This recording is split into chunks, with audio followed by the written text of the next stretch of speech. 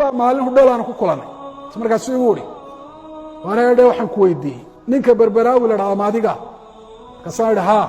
adeer maxaa lagaa siiyaa mudaharaadadeeda waxaan xisbi mucaaridu markaa la socda dabeetana mudaharaaddaa dhacayoo maalmaha hargeysa dad baaba ku dhintayba markaasaan ka hadla kelmad yar baan ayaan kaga hadla waxaas inaanay bannaanayn mudaharaad dawladi waddo iyo mid ay axsaab mucaaridi wadaan midna inaanu bannaanayn mudaharaadkuna dariiq fitno fasaad inuu yahay oo aanu ahayn waddo saxa oo loo maro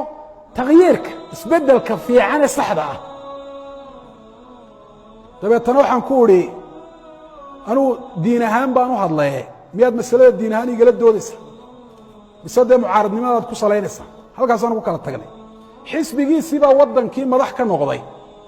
mar dambaan isragna waxaan ku idhi waxaad ka warantaa hadda ma bilownaa mudaharaadkii mudaharaadkii aad lahayd maxaad noogu nabadgeli weyda sheekh hadda ma bilownaa